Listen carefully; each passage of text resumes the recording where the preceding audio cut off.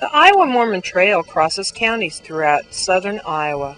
When traveling the Iowa Mormon Trails, you will encounter historic sites impacted by the saints in more than 12 counties across the state.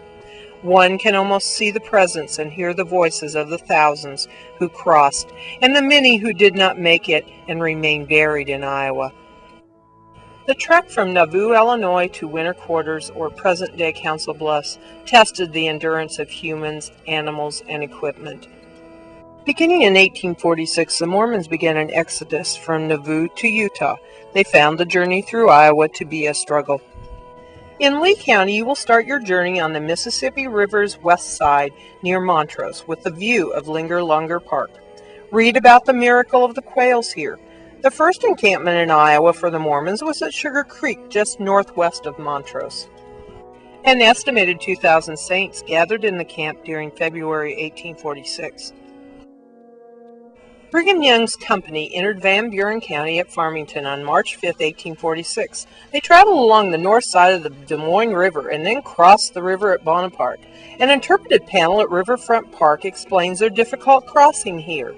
Tourists may see the mill on the river's edge in Bonaparte. It was built prior to the Mormons' visit and remains standing. They continued their travel under poor conditions, and many had to stop after 16 miles.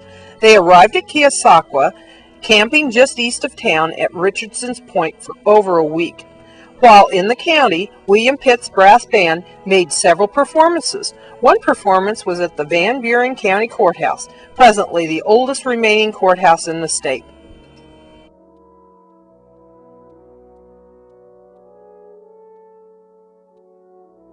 The first Mormon company reached Davis County on March 19, 1846. They went through Drakesville and crossed the Fox River, camping near present-day West Grove. When in Davis County, visit the Davis County Historical Museum in Bloomfield. See the 1846 restored Mormon cabin here. Stop in Drakesville Park. Their feature exhibit is a smaller 1846 Mormon cabin. The next county on the Mormons' trek was Appanoose County. The first companies camped near the present-day town of Moulton on the Sheraton River. The banks were quite steep in crossing, and ropes were used as brakes to slow the wagons as they went down to the river's edge. It took them all day to cross.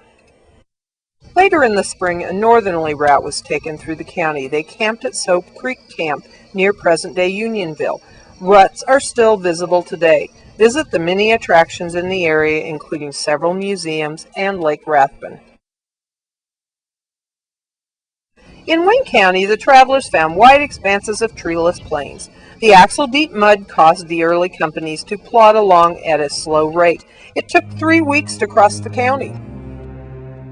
Wayne County is the location of a very important Mormon history site. Southwest of present-day Seymour, the Saints camped at Locust Creek.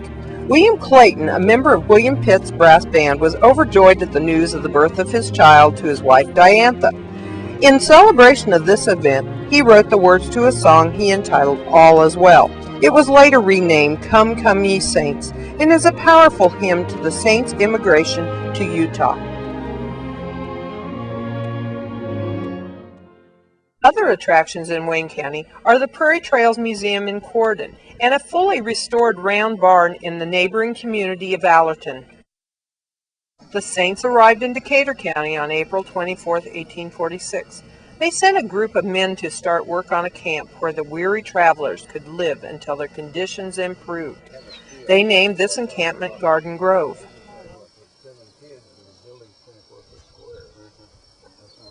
Ours was oblong. And the chimneys were on the ends. They were right here and on the other end. And you can pick those out with the wires too. And what's the little one? We don't know. They might have been wash places. Summer kitchen. On down there, those had fireplaces. This is short blue cabinet. Some of the blue cabinet. Interpretive tours of Garden Grove are available by appointment. The Mormons cleared 300 acres and built cabins of oak and hickory trees. Many remained in Garden Grove until 1851. Visit the Trailside Historical Park at the Pioneer Settlement site west of Garden Grove. while in Garden Grove make arrangements to visit the J.J. McClung House and have a meal at the Mormon Trail Cafe. Lucas County is on the northerly route for Mormons as they headed west. The trail through Lucas County was used from 1846 to 52. The trail goes through present-day Russell and Sheraton. An interpretive panel 5 miles southwest of Sheraton explains a treacherous crossing at Grave Hollow. Other places to visit in Lucas County are the Lucas County Historical Museum in Sheraton, the historic Lucas County Courthouse in Sheraton, and the John L. Lewis Mining and Labor Museum in Lucas, Iowa.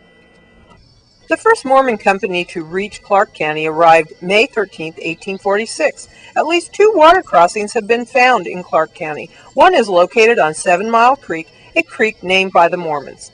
A wayside exhibit is located in the town of Murray. Ruts can be seen 2 miles west of Murray. Other attractions in Clark County are the Clark County Historical Museum in Osceola and the Brush College School in Murray.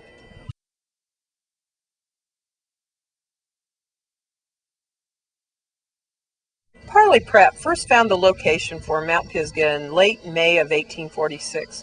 He named it Mount Pisgah due to the beautiful sight he saw. Tours are available at Mount Pisgah by appointment. Well, I don't know about the mayor part.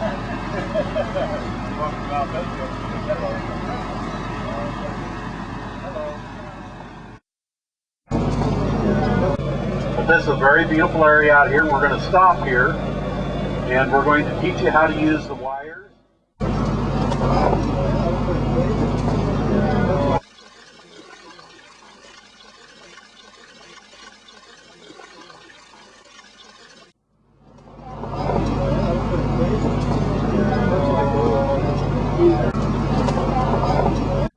We've also got another piece of history out here.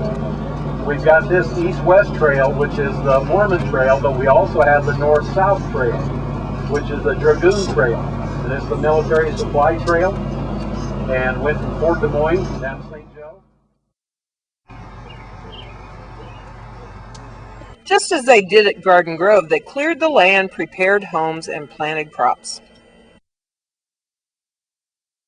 300 Mormons died of malnutrition and illness in the first 6 months at this place. Other sites to be seen in Union County are the Union County Historical Museum and the CB&Q Railroad Depot in Creston. Green Valley State Park, 3 Mile Lake, and 12 Mile Lake provide water recreation and camping in the area. Adair County was first entered by the Mormons on June 4, 1846. Conditions were much better for traveling, and they came across a long expanse of treeless prairie that they called the Big Prairie. The Mormons first encountered the Potawatomi Indians along the trail in Adair County.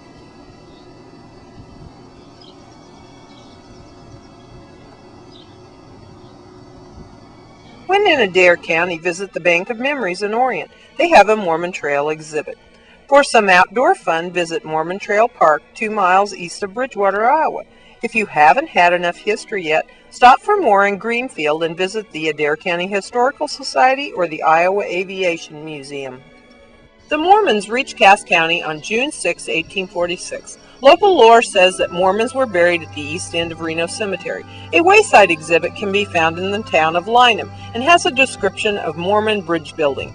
Visit the Ferry House and the Hitchcock House in Lewis. They are located at the original Mormon crossing of the Nishnabotna.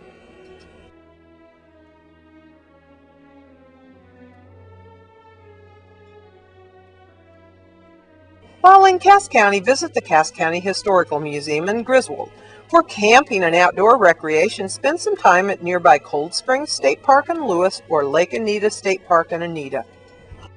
The final leg of the Mormons' trip through Iowa was in Potawatomi County and ended on the banks of the Missouri River, called Grand Encampment.